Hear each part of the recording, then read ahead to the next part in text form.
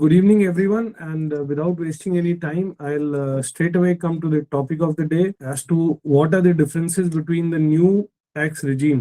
और ये वाला जो टैक्स regime है, ये न्यू टैक्स regime का मतलब जो 1 अप्रैल 2023 से 31 मार्च 2024 तक जो टैक्स लागू होगा इन दैट फाइनेंशियल ईयर, उस टैक्स regime के बारे में अभी हम we'll do some basic calculations and I'll share the basic rates etc. as provided by the Honorable Finance Minister in the latest budget.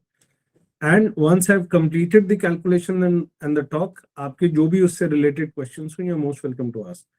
So I'll straight away start with a small. I'll present my screen.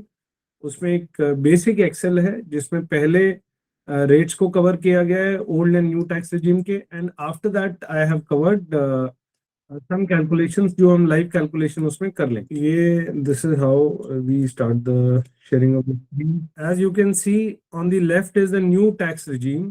ये लागू होगा 1 अप्रैल 2023 से, ये वाले rates. And this is going to be the default tax regime. अगर आप declare नहीं करेंगे कि आप old tax regime में रहना चाहते हैं, तो आपको न्यू टैक्स regime के हिसाब से ऑटोमेटिकली आपका टैक्स कैलकुलेट होगा. That is the budget provision as provided by the Honorable Finance Minister in this year's budget. So as you can see on your screens, 3 lakh रुपए तक 0% is the tax. 3 लाख 1 रुपए से लेके 6 लाख रुपए तक टैक्स रेट इज 5%. 6 लाख 1 रुपए से लेकर 9 लाख रुपए तक 10%. 9 लाख 1 रुपए से लेके 12 लाख रुपए तक 15%. 12 लाख 1 रुपए से लेके 15 लाख रुपए तक 20%. और 15 लाख 1 रुपए से ऊपर जो भी इनकम है उस पर 30%. और पूरे टैक्स के ऊपर जो भी टैक्स बनता है, there is a 4% cess of health and education. Exemptions जो अलाउड है under new tax regime is standard deduction of 50,000 rupees. अब बात करते हैं ओल्ड टैक्स regime की. ओल्ड टैक्स regime के अंदर फाइनेंस मिनिस्टर ने किसी तरह का कोई चेंज नहीं किया है. There is no change which has been done in the old tax regime. It remains the way it was, which is 0 से लेकर के 2.5 लाख रुपए तक there is zero. The rate of taxation is 0%. 2,50,000 1 रुपए से 5 लाख रुपए तक इट इज 5%. एंड 5 लाख 1 रुपए से लेके 10 लाख रुपए तक 20%. 10 लाख 1 रुपए से ऊपर जो भी इनकम है उस पर 30%. And there is a cess of 4% on the tax. इसके बाद इसमें जो एग्जेम्पशंस अलाउड हैं, standard deduction 50,000 under section 80C. 80C में it is any kind of an insurance premium you are paying, any kind of a PF, मतलब आपका AGIF, any other insurance premium you have taken for term insurance, ULIP, etc., etc. Any kind of a PF, whether it is DSO PF, a personal PF account, if you're working in corporate, then a PPF account, your home loan का principal, बच्चों का tuition fee, ये सब जितना भी है ये accumulate होकर के अप टिल 1,50,000 का जो लिमिट है वो इसके अंदर इंक्लूडेड है एग्जम्पशन में. Then 50,000 rupees towards NPS Tier 1 account under 80CCD 1B. And then under section 80D अगर आपकी आयु 60 से कम है और आपने कोई हेल्थ इंश्योरेंस ले रखा है तो उसमें 25,000 रुपए तक का एग्जम्पशन अलाउड है. If your age is more than 60 and you are paying a health insurance premium, then 50,000 तक है. If you are also paying a health insurance premium for your parents, तो अगर पेरेंट्स की एज 60 से कम है तो 25,000 तक. उनकी एज अगर 60 से ज्यादा है तो 50,000 तक. अगर आप कोई प्रॉपर्टी का लोन ले रहे हैं, आई वुड नॉट से home loans, this is property loans, इसको यहाँ करेक्ट कर देते हैं. इस पर 2 लाख रुपए तक का सालाना ब्याज under section 24B is allowed to be exempted. Section 80E में if there is an interest on education loan for a dependent which you are paying for higher education, तो उसमें interest as of now entire interest is deductible as from the taxable income. अभी उस पर कोई ceiling या limit नहीं है. And 80G, again, any donation you make to charity or NGO which is certified by the income tax authorities, तो उसके ऊपर भी अभी कोई लिमिट नहीं है, आप जितना चाहे डोनेशन दे सकते हैं।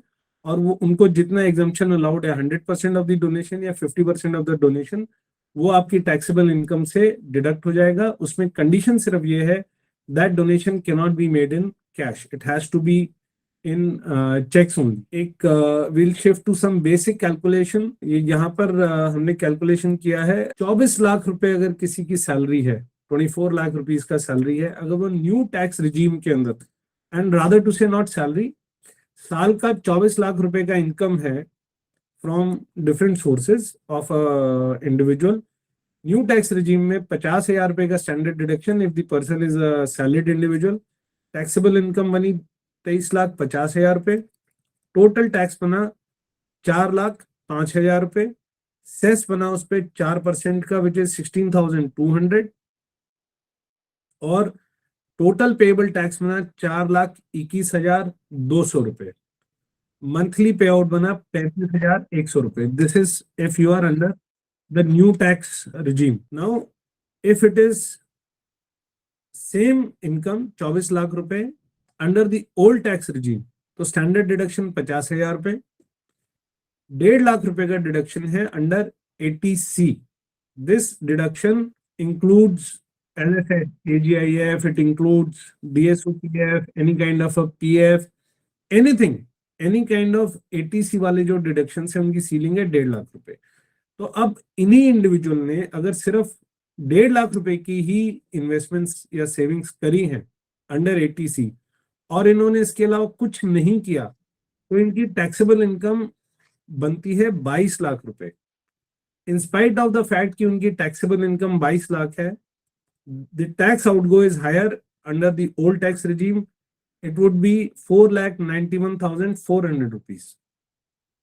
Now let us say the same individual opts for additional 50,000 rupees of NPS under the tier 1 account, तो इनका टैक्सेबल इनकम घट के हो जाता है 21,50,000 रुपए, और टैक्स में फर्क पड़ा। टैक्स अभी भी इनका ज्यादा है पहले से, मतलब as compare to the new tax regime ही still paying 4,75,800 rupees as compare to 4,21,200 rupees. यहाँ पर हम देख लेते हैं कि how much is the difference. तो अभी भी वो साल का 54,600 रुपीज एक्स्ट्रा दे रहे हैं।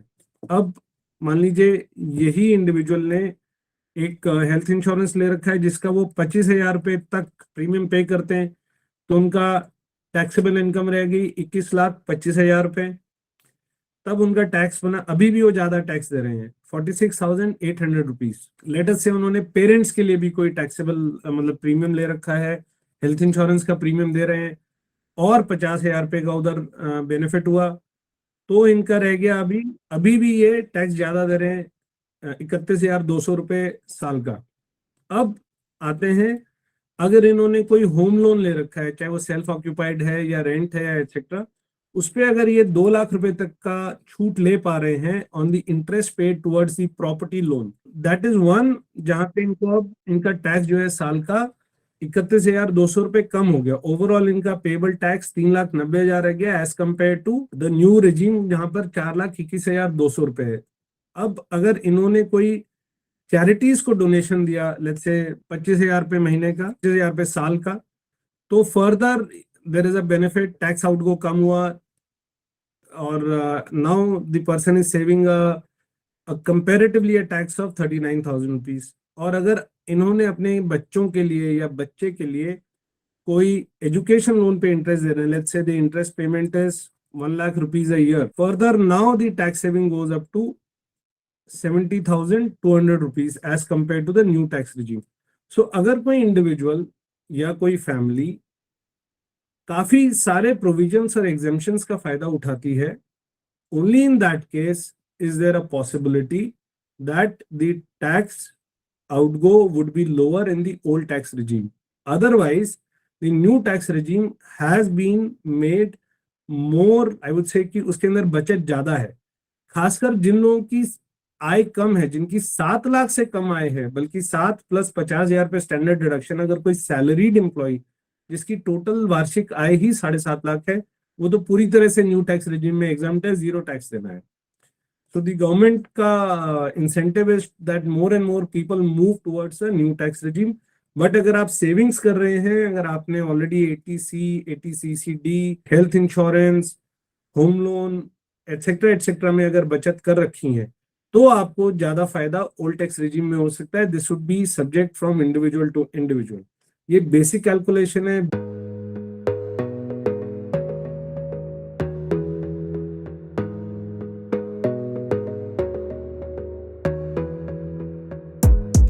Gotta focus on yourself, on your faith, on your dreams, on your mind, on your health, yeah.